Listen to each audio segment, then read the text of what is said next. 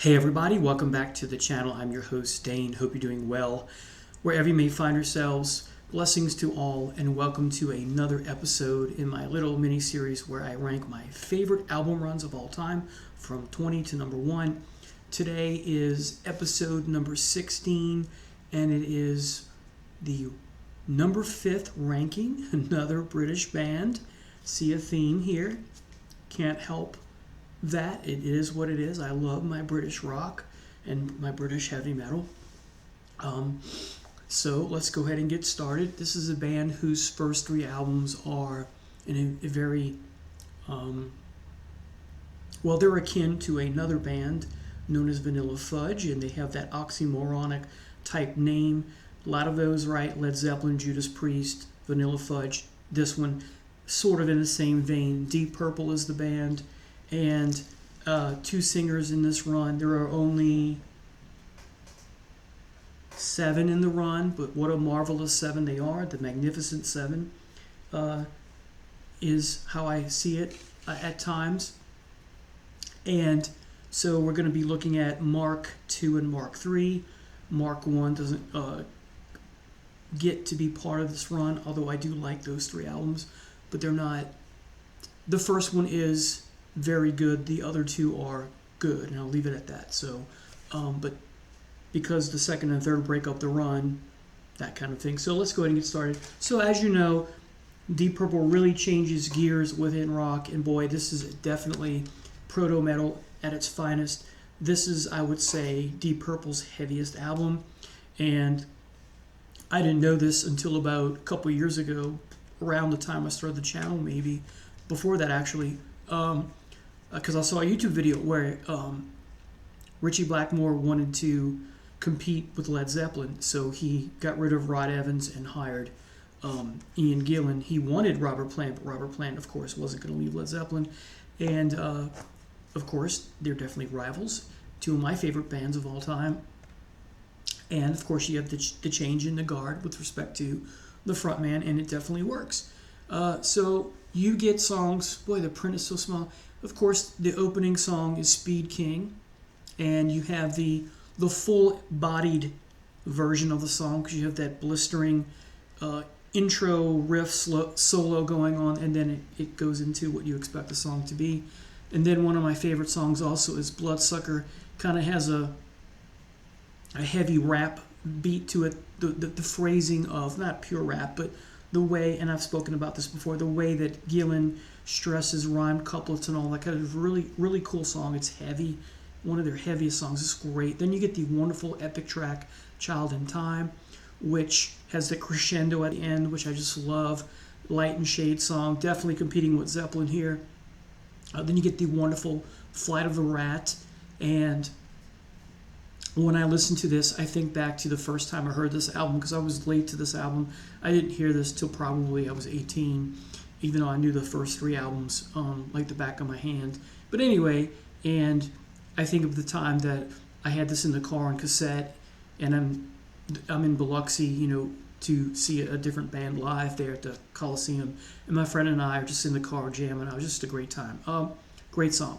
Into the Fire, my least favorite track, but it is a good song. Living Wreck, I think, doesn't get enough love, but I think that if I were a promoter, I would have pushed this song a little more. Hard Loving Man, nothing to sneeze at. A very good song, not a great song. I dig it, though. And then you get the single version. Yes, you get the single version here of Black Knight, which is nice to have on this album. And then you get some other. This is a bonus track. There's like 20 tracks here, but this is a fabulous album. What a great way to set, the world alight, if you will, with respect to you have a new singer, you're gambling, and it so works, is what I meant. All right, next is Fireball. Not as good as in rock, but it's a very good album. This is a masterpiece to me. This is great. Title track is wonderful. Fireball. No, No, No is wonderful, and I often, as a kid, would confuse, or teenager rather, confuse No, No, No with Bloodsucker, because in Bloodsucker, he says No, No, No as part of the lyrics here as well, but it's a slower song. And it has a rhymed couplet bit to it. It's wonderful.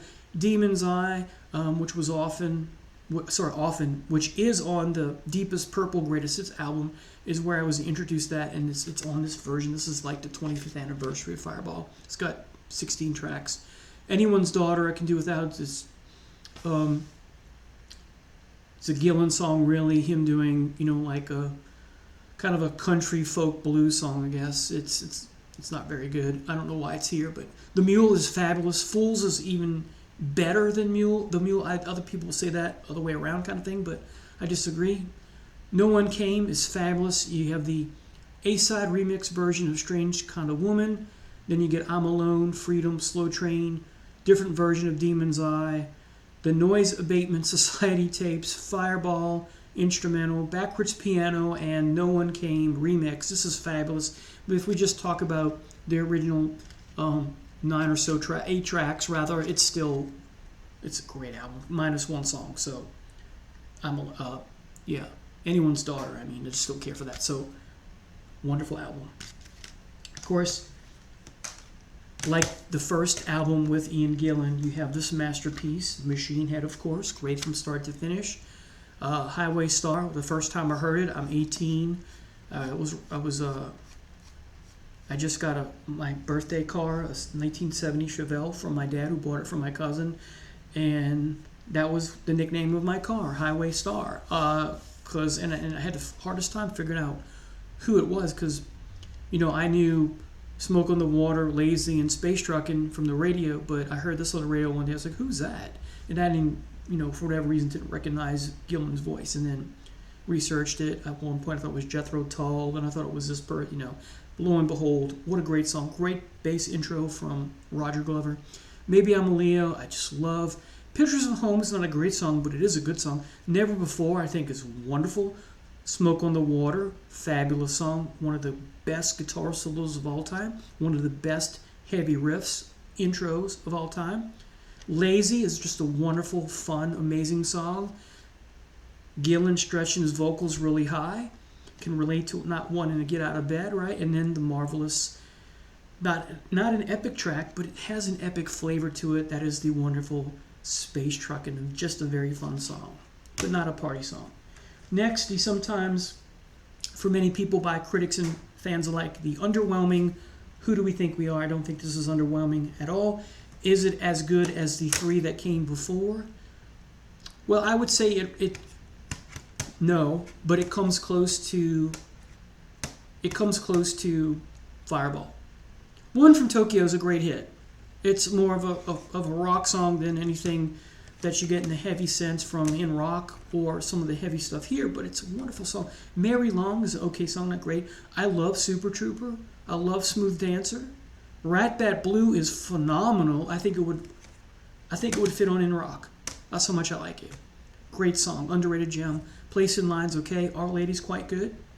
Then you get some bonus versions and instrumentals. But overall, you have just 7 songs in the original version. I like it. Must have, folks. Must have. Stays as part of the run. Then we have a changing of the guard with Coverdale joining the band. Gillan and Blackmore fighting. This is a stellar album, folks. You have 5 tracks. This is a 1, 2, 3, 4, 5 punch right off the bat. Great tunes. Cover track is first. Title track, Burn. What a heavy song. Okay. It's got that wonderful, majestic the whole album has a wonderful, majestic, bluesy, soulful voice in the voice of David Coverdale. What you expect for him to sound like is definitely here. Might Just Take Your Life. Wow, not a heavy song in the heavy metal sense, but it's heavy in the Deep Purple bluesy, thematic, lyrically driven type song. Just great. The song title tells you that. Lay Down, Stay Down, wonderful tune. You get, Coverdale and Hughes in the trading voices, right? Licks, duet sort of thing, right? Sail Away, fabulous, moody, emotional, gravitational pull type song. You Fool No One, got some cowbell going on. Great rocker, wonderful tune. What's going on here? A little bit of falling off. It's an okay song. Hughes singing a bit of the lyrics here, if not all of them. And then Mistreated, back to Wonderful. So 7 songs. The first 7 songs, or of those, you have 6 of the first 7 songs are just fabulous. What's going on here is okay. Then you get A200, which is okay. Then you got the bonus track, Coronarius Redig, which is okay. And then you get some bonus tracks, but the only songs that are just okay is that bonus track, however you pronounce it, and then A200 is okay. It's got some cool guitar, but what an album! It's still a great album. This is a masterpiece, or rather, I'm sorry, it's close to a masterpiece. So Burn, gotta include that. And this next one, as you know, if you're a Deep Purple fan, you either love it or hate it. There's really no in between, I don't think. This is one of my favorite albums by the band of all time. I'm talking about Stormbringer. Had this on vinyl as a teenager. Paid $40 for it downtown in the French Quarter because it was out of print on vinyl at the time. You can get it now. Maybe one day I'll put it on the wall, buy a copy. Anyway, Stormbringer, got that rhymed couplet thing going on. Heavy tune for Deep Purple. Proto metal at its finest. Just a wonderful. David's voice is just dynamite here. Love Don't Mean a Thing. Night. This is where the album goes astray for Ritchie Blackmore, and this is the last album with him because he didn't like the soulful, funk, blues stuff that they were doing here.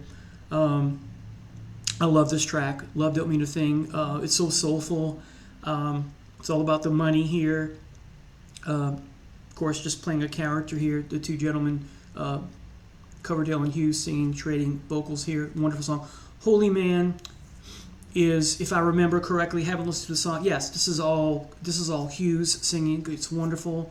I am a holy man, waiting on the moon and sun, or something like that. And then it picks up. The chorus is just fabulous. This makes the song.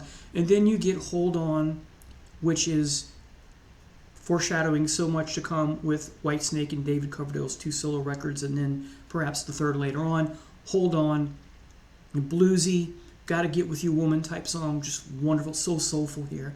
Lady Double Dealer, a hard rockin' tune, great intro guitar from Blackmore, is wonderful.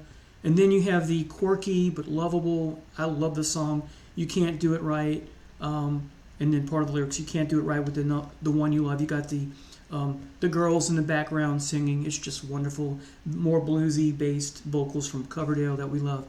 Then you get Highball Shooter, perhaps my least favorite song on the album, but I do like it. Pun is definitely intended here with the lyrics. It's a good song, not a great song. And then what a way to close the album with the 2 moody, emotional pieces, captivating both the gypsy, big motif in rock music. Think Tarot Woman from Dio in Rainbow. Think of Crystal Ball by Styx, right? I Want to Know My Fortune. How bad is it going to be? Wonderful tune, excuse me. And then Soldier of Fortune, the Drifter type song that comes later on the next album. The Loner, the Nomad. What a great song. What a great album. Stormbringer. And then finally, we get a change in the guard with respect to guitar player. We get Mr. Tommy Bolin on guitar here. Come Taste the Band. I love this album. I think this is short of a masterpiece. Coming Home. Well, this is a great rocker. It's heavy for, Deep Purple. You got that soulful, bluesy expectation you want from Coverdale, right? Lady Luck, same of that. You got all of this is that soulful stuff you get from here and even here. So I could see perhaps Gillan singing some of the stuff on Burn, maybe the title track and a song or two, but nothing on here really. And that's not a bad thing. Anyway, Lady Luck is great. Getting Tighter is a good song, not a great song, but I do enjoy listening to it. Dealer is fabulous. Again, dealing with the poker stuff and just marvelous how Coverdale loves to talk about that. I Need Love could be a Whitesnake song. Would fit right in on his 2 original solo albums, Whitesnake and North Winds. Great tune. Excuse me, then you get the song Drifter. The Nomad type song, which is wonderful. Moving from place to place. The Lonely Hero or the Lonely Anti-Hero. Great, great tune. Then you get the marvelous Love Child. This is fabulous. Love the song. Then you get This Time Around / O to G. I love putting this song on sometimes just by itself and just soaking it all in. It gets better with age, I think. It's a great song, and pun intended because you got the wine glass on the cover. Had to say that. Full of dad jokes today, I guess. And then you get the wonderful track, You Keep On Moving, more of the bluesy thing that you expect Coverdale and the band to do. And then you get the single version of You Keep On Moving. This is wonderful, folks. Anyway, so there is number 5 in my run. And tomorrow or the next day, I will have run, or rather episode number 17 and ranking number 4 for you, either today, tomorrow, or the next day.